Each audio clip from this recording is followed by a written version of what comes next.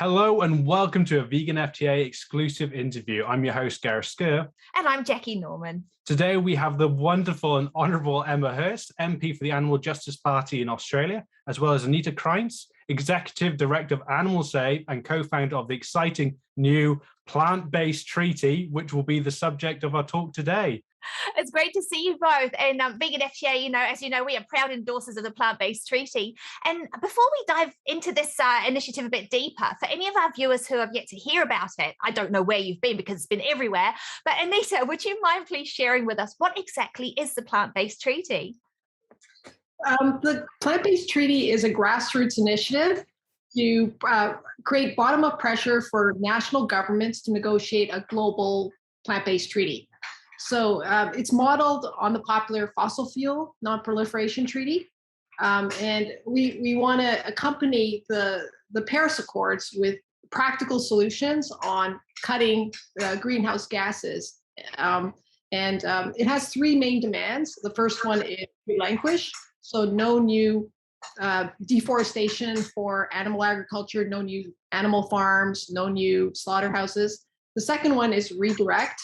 And what we're calling for is a redirection of subsidies from animal agriculture to plant-based food systems, as well as other policy tools, such as public information campaigns, taxes, and so forth. And then the third R is restore. Restore the planet, heal the planet with the reforestation of lands and also rewilding of ecosystems. Oh, wow. It's such an exciting initiative, and yeah, we can't wait to delve into it more. It's just, yeah, I'm stoked to have you on here to talk about it. But Animal Save is well known as one of the powerhouses of animal rights campaigning, and it's mainly known for its vigils and protests. But what is it that's encouraged you to start pursuing it in a more legislative approach as opposed to those mainstays of sort of protests? I think that we have a responsibility to engage in individual diet change as well as policy change or system change, and we have to do both. With the Animal Save vigils, a lot of the focus was on getting individuals to come to vigils and bear witness firsthand of frightened animals that are about to go to slaughter, and it's had a transformative effect on many individuals. And we've been doing it for 10 years. But we face a climate emergency. And I think there's a recognition of that now because people are beginning to feel the impacts all over the world. And the idea of switching to plant-based food has more traction than ever. And so I think it's just a great opportunity right now to focus on system change. And if we get that kind of policy change, we can get to where we want to go faster. Yeah, that's so true, isn't it? There's no ignoring it, let's face it. And Emma, as the first member of parliament in Australia to endorse the plant-based treaty, I was so excited to read that. I was like, yes, go you. What was it that got you on board? How does this initiative resonate with you? Well, we've got a really big climate emergency. We're really at a point now, and I think that there's global recognition that we're really at a do or die stage within this climate emergency. If we really want to save the planet, we want to save the human race, the animals, everything that we live for, we need a solution. And there are a lot of token gestures going out there. There's a lot of small changes that countries around the world are doing, but it's just not enough. If we're going to really tackle the climate emergency, we need a big solution. And that's what the plant-based treaty does.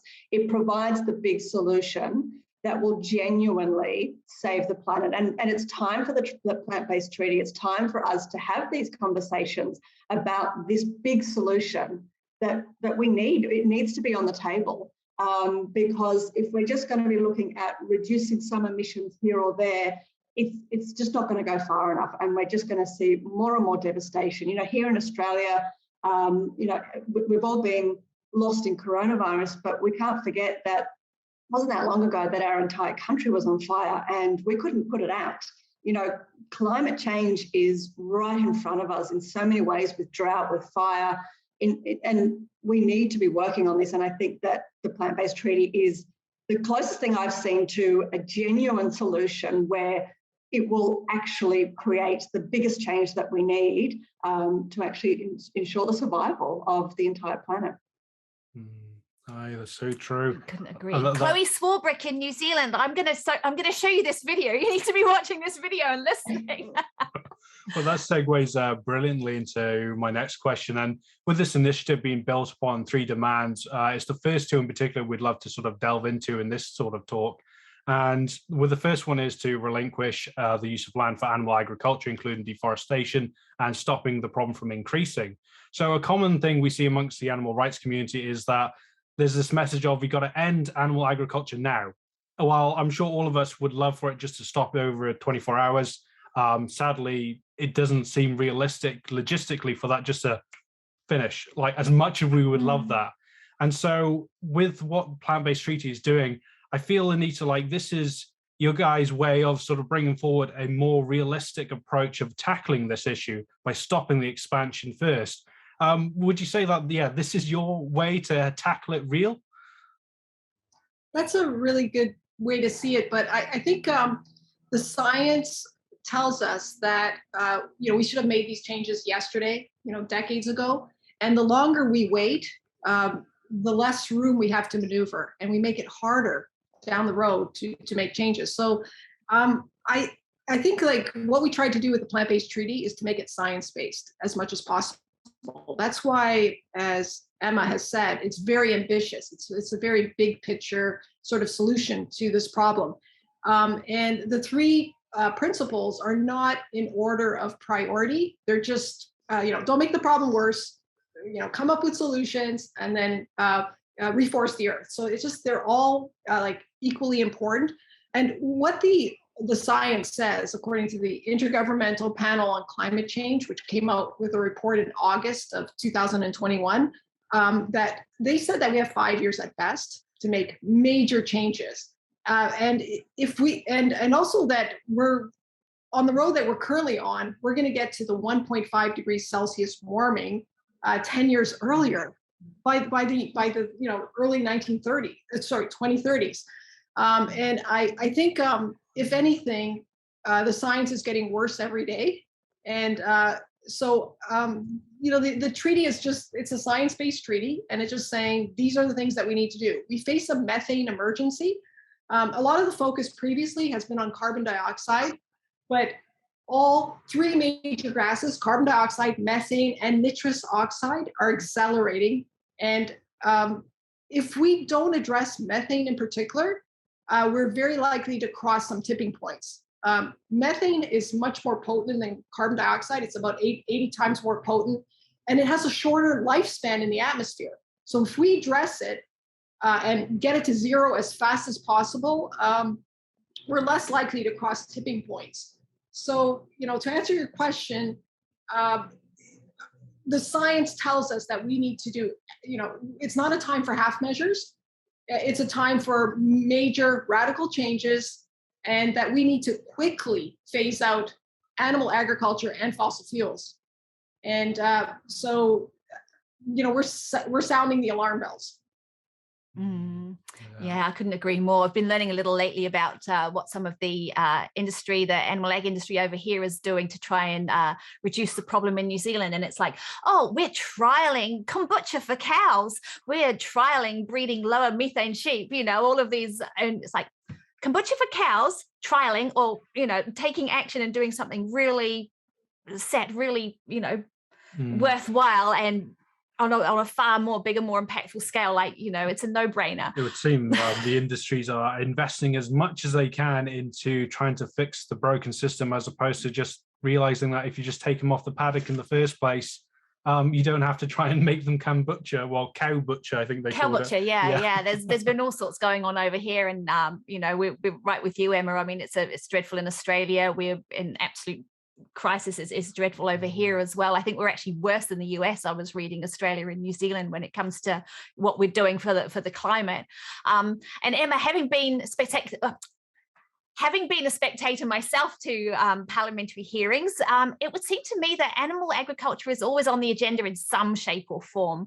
And from the hearings that I've listened to, the animal ag industry is always asking for more money, more exemptions, or more support to keep their industry afloat. You know, I couldn't believe it. It's very similar in Australia to what we get here in New Zealand.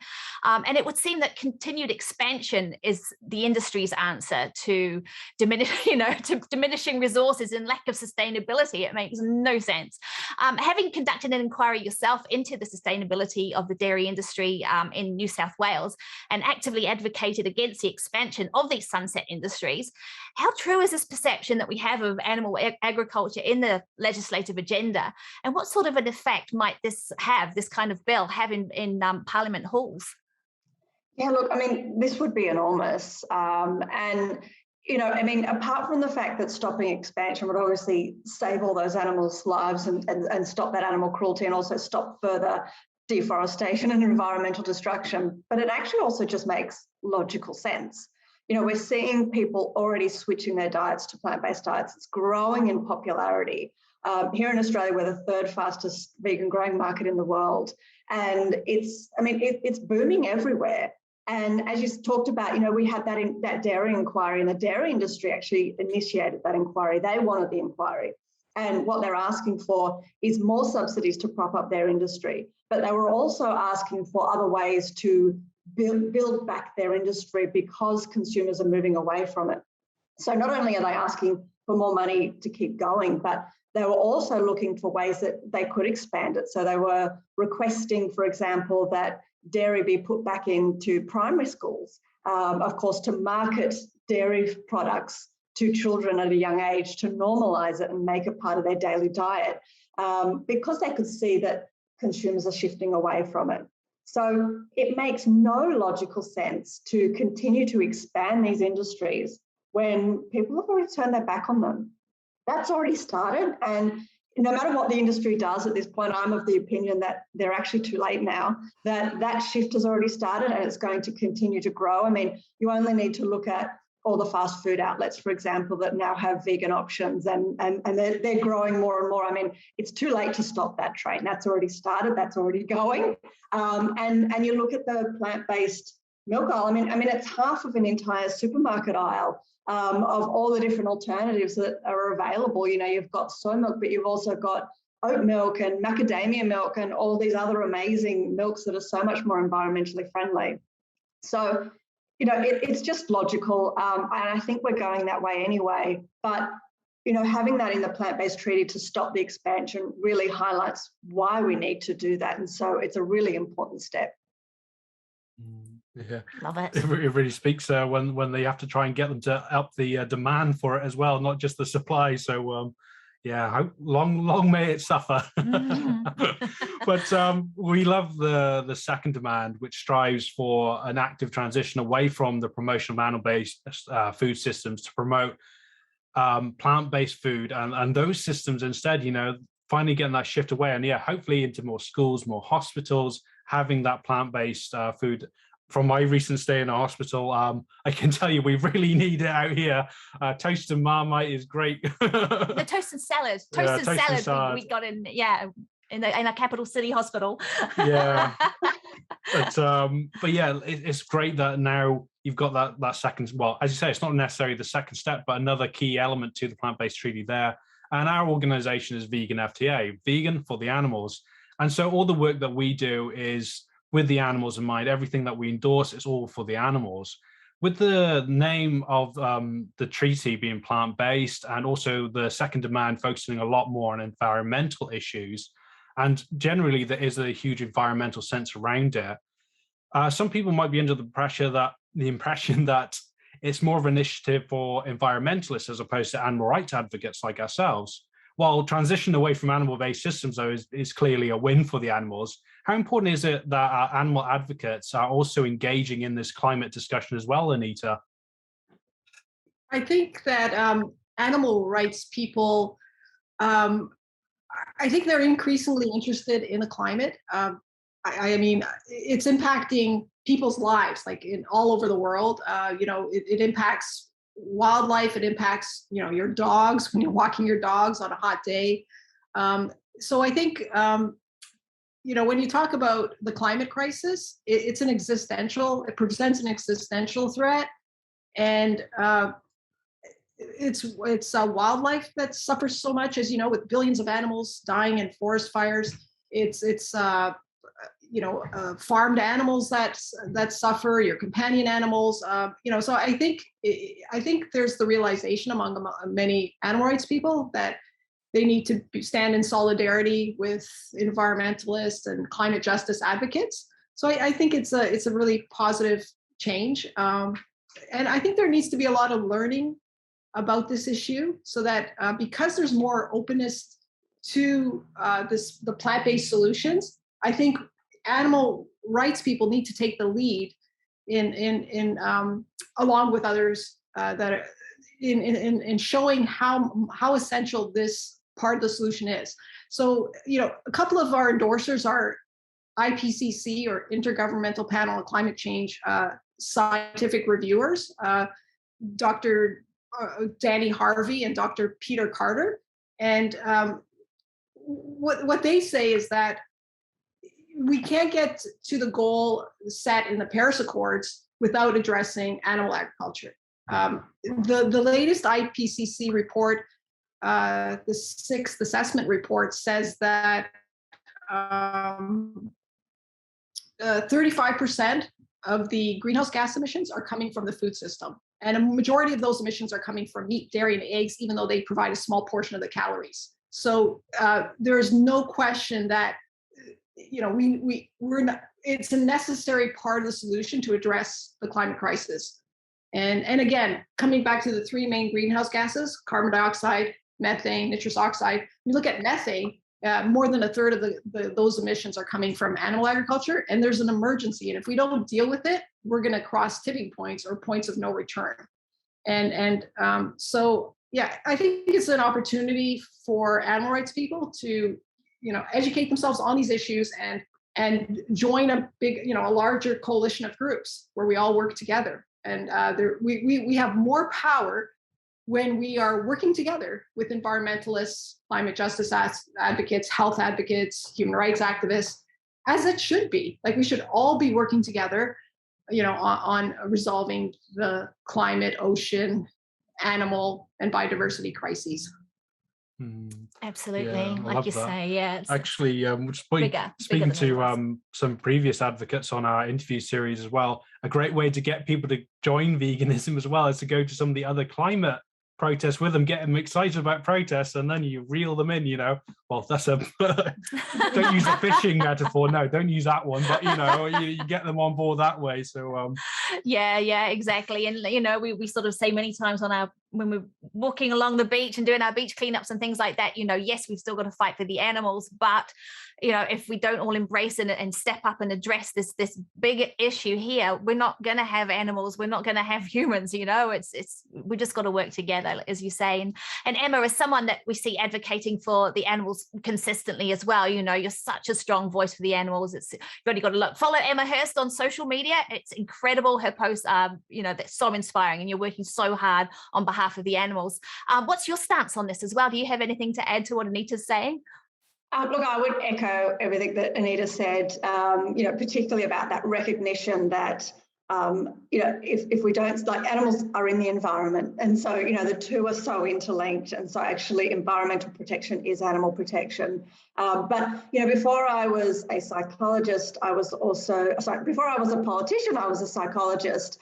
And so we've also got to remember that people absorb different messages in different ways. And I believe that we should be putting all the messages out there about animal protection, about health benefits, and about the environment as well, because some people will be receptive to different messages. And of course, when we're talking about things like the environment, it's actually often a much easier message for people to absorb. And if they switch to a plant-based diet for environmental reasons, for example, then the blinkers actually come off when you start to talk to them about animal protection, because they no longer see themselves as part of that problem. They see themselves as part of the solution.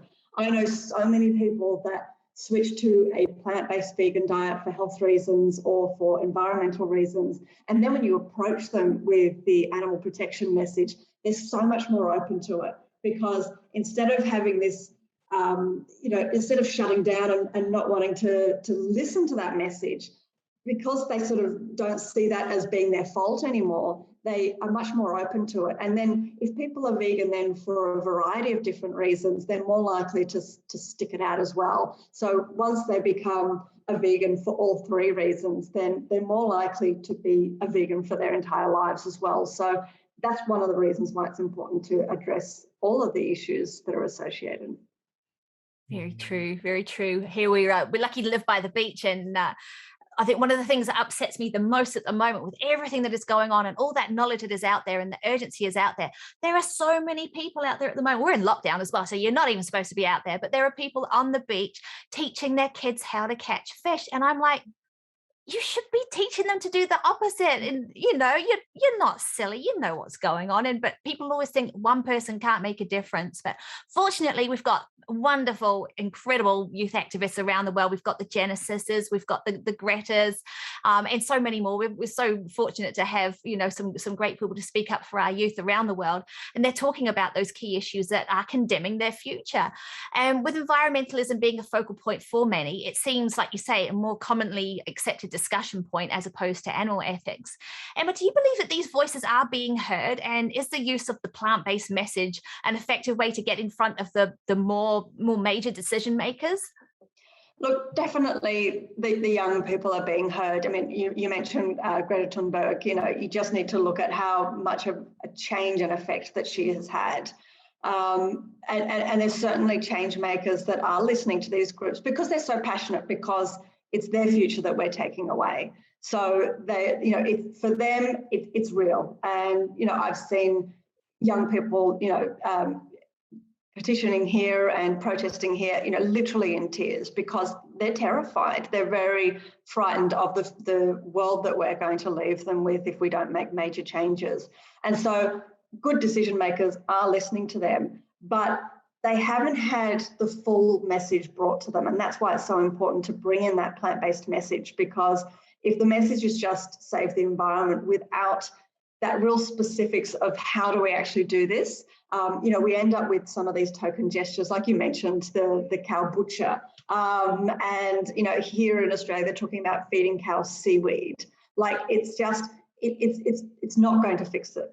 It's putting a tick next to things and pretending that this is what will fix it, and it's not going to go far enough. And so that's why something like the plant-based treaty, with young activists actually taking this message and actually taking that to the change makers and saying, actually, this is what we need to be able to do to actually save the planet and to save the world for ourselves and also their children as well. And so it's almost like we need these youth activists to step it up and to actually make sure that the change makers are hearing that very real solution. Yeah. We briefly mentioned before as well about Genesis, and I was wondering, Anita, if you wanted to speak any more about how youth activism has become such a part of the plant-based treaty. I think it's hard for policymakers to ignore youth activists. I think on our plant-based treaty website, we have almost a dozen youth ambassadors, and including, as you mentioned, Genesis Butler. We have Greta from Australia, and we have Nika from Toronto, and activists all over the world. And I think, if you look at the Animal Safe movement, we've recently opened 3 other branches besides the Animal Safe movement. We have Climate Safe, Health Safe, and Youth Climate Safe. And Youth Climate Safe is the fastest growing branch. It has over 80 chapters in more than 20 countries. And the youth are so concerned, like they're facing climate anxiety, and the best antidote to that is activism. And the plant-based treaty provides lots of different ways to get involved. On the one hand, we're asking people to endorse as individuals, groups, businesses, and cities. And then it also has a bunch of guides site for what every actor can do. So it has 18 things you can do at school, 14 things businesses can do. It has a way of measuring your carbon footprint.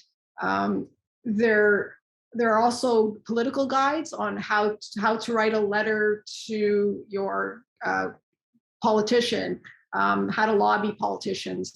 There's a draft resolution that cities can use to endorse the treaty. So there are so many tools. And we're also opened a number of social media accounts. So we have a TikTok, and we have a plant-based treaty dance, which the youth love. And we have Instagram, Facebook, Twitter, and YouTube.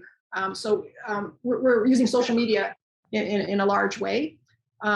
We also have global days of action, and so youth can participate in that way. So we had a soft launch August 31st in almost 100 cities. We're going to be very active around COP26, which is November 1 to 12 this year, and we're going to have global days of actions around that, as well as many actions in Glasgow, where the COP26 negotiations are taking place. Oh, fantastic. This is one of the things that we just love about the treaty, is that how you provide all these resources, you have all the backing. It's the counter narrative to these all these sort of fake actions that the government are sort of taking with many things like the cow butcher thing. This isn't just a front for something. You've got the full depth of everything. This is how we can sort this problem out. And it's so fantastic to see you also nurturing those seeds within the young activists to really let them blossom and become empathetic and compassionate beings. And very empowering as well. It shows us something that everybody can do, every single one of us, not just people in a lab. And you brought up about endorsing it, and I really encourage every one of our viewers and followers to get out there and get on the website. It is big and it is bold and it is easy to do. And so how important is it that we get everyone we can to get on the website there and endorse this project, Anita? That's one of the biggest projects we have. So for the plant-based treaty, we have these ambitious goals of getting 10 million individuals to endorse by 2023, 10,000 groups, 10,000 businesses, and 50 cities. The reason we're choosing 2023 is because the Paris Climate Accords have a stock taking at that point, where they look at what their goals are and how they're going to get there. So that's a very important year. And then we're going to reset our targets in 2023. But to get 10 million individuals, we need all hands on deck. We need to get people to endorse in all the different countries. There are lots of endorsements in Australia and New Zealand, so we're grateful for that. And we appreciate the help that you've provided, and Emma, and that's fantastic. And so we got to keep on trying to get endorsements. It takes a minute, to fill out a form. It asks you for your name, your contact. It asks what diet you're on. And depending on your answer, you get a tailored message. And when you endorse, you get an email with a lot of further actions that you can take. And on the website, there's a place where you can set your own goals. So there's a campaign hub, and you can set your own goals on how many individuals you can get to endorse and how many business and groups you can approach, and whether you want to help with lobbying your city to endorse. We have many politicians to endorse, as you mentioned. Emma was the first politician MP in Australia to endorse, and since then, your colleagues at the Untitled Justice Party have endorsed, which is wonderful. So I think the idea is the reason we need so many endorsements of individuals as well as groups, businesses, and cities is to create this bottom-up pressure on national governments to negotiate a global treaty. So historically, that has happened in other global treaties. If you look at the problem of ozone depletion, it was cities like Boston and then the state of Massachusetts and then the national US government that met with other countries and then negotiated, the Vienna Convention and then the Montreal Protocol to ban CFCs. And it worked. And there are other historical examples of that. So, often national leaders don't lead. They often need public pressure. And so that's why, we're trying to generate as much grassroots pressure as possible. And so if you could please endorse the treaty, you just go to the website plantbasedtreaty.org and ask your friends and family, and and share. Like, we provide all these different ways of sharing. Like, you can put it on your Facebook profile. You could you can get stickers, download posters, banners. There's lots of material on our website. Oh, wow. Absolutely, and it all looks great. And yes, I mean, Vegan FTA, we've endorsed as an organization, but also we've both endorsed as individuals as well. And that's the joy of what you can do, really spreading that word, getting your workplace on board, and getting in touch with your MPs. And Emma, as an MP yourself, for any of our audience members wanting to contact their local MPs or governors, like Chloe Swarbrick of the Green Party in New Zealand, in regards to getting on board and endorsing this treaty, do you have any advice for effectively contacting politicians? Are there any do's or don'ts that you can recommend? Look, I would recommend sending an email first up and having in the subject line meeting request. Don't be afraid to keep following them up. If you don't get a response, call the office, send them follow-up emails. And then the most important thing, it sounds really, really obvious, but have an ask when you go in there. Make sure you know what your ask is going to be, and have a follow-up ask as well if they try to sort of turn your first ask down. So, and make sure you actually ask it. I can't tell you how many people come into my office, they present an issue, they present a solution, they talk about it, and then they walk out. And I can tell you, I mean, that is a politician's dream, that you haven't actually asked them to do anything. So you've got to make sure that you get to that ask stage and say, will you endorse this plant-based treaty? And if they say, oh, look, I've got to think about it or something, then you can sort of have a backup ask as well. If you decide not to, would you at least do X, Y, Z? Or, would you consider this? And also make sure you have a follow-up as well, so that when you leave the meeting, send them an email, thank them for their time, say that it was wonderful to meet you, but also have a follow-up so that you can also add into that email, I'll come back to you in 2 weeks to follow up with more information, or I'll come back to find out, if you had any further questions about the treaty, so that you've continued that relationship. And don't be afraid to be a little bit pushy. You're approaching really busy people. They're not always necessarily just ignoring you. Quite often, we get so many emails. So it is really, the squeaky wheel sometimes. The people that continue to contact and continue to reach out to you are more likely to sort of get that message louder to that person. So, don't be put off, and also don't worry about being a little bit extra pushy than you probably feel comfortable with. That's the sort of people that you're dealing with. So I strongly encourage you to just keep pushing. Oh, thank you. That's awesome advice. Thank you. Yeah. Well, all of our viewers, you know what to do now. I can't thank you, Anita, enough for you and your team bringing this initiative to the fore. It's fantastic. We can't thank you enough, and thank you to both of you for being here talking to us about it today. It's just been so lovely and getting your insights on it. Was there anything else you'd like to add, Anita? I think we're facing a climate emergency, and I think that according to Dr. Peter Carter, who's an IPCC scientific reviewer, he said the science is getting worse every day. So I recommend that you just learn more about the issue. And I think the most important thing is that we act on the science. And he was interviewed by the founder of Extinction Rebellion on their website.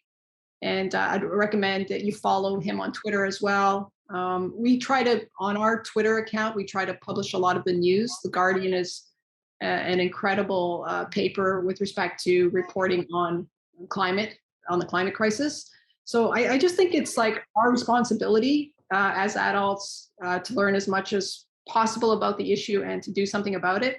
Greta, she's just a child, and she reads the IPCC reports, and there's a lot on her shoulders. And I think, if we all bear this responsibility and face the reality, face the truth, as difficult as it is, it's much worse if we don't. And every year it's going to get worse. So the sooner we act, the easier it is to actually, try to nip the problem in the bud. But it's a long haul. But in the short term, to prevent the crisis from becoming catastrophic, we need to phase out animal agriculture and fossil fuels as quickly as possible, according to IPCC scientists.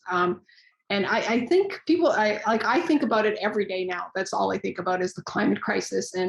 But it's so good to be working on a solution. I mean, that's the antidote to all the anxiety we're experiencing. But we shouldn't put that on the shoulders of children. You know, as adults, like all of us should be looking at this. This is difficult work. We need to do it. But the good news is that there are incredible solutions, wonderful solutions. So, you know, that's why, you know, I've been working on vigils for 10 years. Now this is my main focus, and there's a reason for that. And that's because we face a existential threat, and that means all life on the planet faces existential threat. And so we have this incredible responsibility. Yeah, I just hope all your viewers, you know, take it upon themselves to learn about the climate crisis, endorse the plant-based treaty, support the politicians that are, you know, are acting like leaders on this issue, and become an activist in this area. Join the climate justice movement, carry plant-based treaty banners, pressure your city to endorse it. We need, you know, we have 5 years at best, according to the IPCC 6th assessment report. And I, just in case your viewers don't know what the IPCC is, it's the Intergovernmental Panel on Climate Change, and it was set up after 1992 with the Global Climate Convention. What they do is they assess all the peer-reviewed journal articles on the topic, and it's global, and it's also approved by government, so there's an official stamp to it. If anything, it's been conservative, but now they're becoming more realistic. So, you know, a very critical scientist like Dr. Sailesh Rao, who's, you know, he said, finally, he gets it. Finally, the Guardian gets it, because the Guardian had published an article saying that there's a methane emergency, and we need to address this. So I just wanted to point that out, like how serious this is. This isn't just like, oh, this is a fun initiative, the plant-based treaty. It's actually, I just wanted to point out how we have, you know, I think about it every day, and I hope everyone else does. You know, and that's my message to everyone, is just, we need to think about it every day, and, you know, learn about the problem and work on solutions. Absolutely. It's a big reason that you're going to all this effort. It's not just a wear more, you know, like you say, some cute kind of gimmick or whatever. There's a heck of a lot at stake. What about you, Emma? You know, have you got anything that you would like to add? I mean, I would just like to thank Anita and her team for all the amazing work that they've done to actually put this together. They've just made it so easy for activists to dive in and get involved. You know, anyone from experienced activists to brand new activists, you know, they can actually find their way onto that website and find the ways that they can actually get involved in this. But, you know, also, I mean, a lot of the world right now is limited on movement, limited on the things that we can do. And, you know, I'm constantly hearing from activists that they're in lockdowns or various other things, and they can't do any form of activism. I was actually in an online conference just recently, and I was talking about the plant-based treaty and saying, well, actually there is, you know, things that people can do with the plant-based treaty online, even in total isolation. And one of the activists actually wrote in the chat and said, yes, I've been emailing businesses and I've got 10 businesses to sign on. So, you know, and it's just amazing. It's like, so people can be doing something. And it's important also, you know, we don't have the luxury of time. We don't have the luxury to say, oh, well, I'm in lockdown, I'll just have to wait until the end of lockdown to start activism. And the plant-based treaty is set up in a way that, you know, sure, it would be wonderful if we could get out there and do protests and do dances and all these other things that are part of the plant-based treaty, but there's so much that we can do even just from home, you know, emailing some of those change makers, asking other people to endorse the plant-based treaty and getting that information out over social media and other means. And so, yeah, thanks again for putting it all together and making sure that, you know, this issue is still front of mind while people are so distracted with other things, because we can't forget about this. It absolutely has to be front of mind. Well, thank you so much to both of you, especially as the team with the plant-based treaty. It's so fantastic. In case some of our viewers might have missed it along the way, www.plantbasedtreaty.org. Get on there, get an endorse. Also, as I was just saying, you can be out there emailing businesses, cities, your politicians. Let's get out there and let's start making a difference for the climate. I can't thank you enough for being here. If anyone wants to learn as well about Emma or Anita's individual advocacy work, we also have our series Activist, and we have individual episodes on both of them as well. So yes, please get out there, endorse this treaty. And this has been Vegan FTA, vegan for the animals.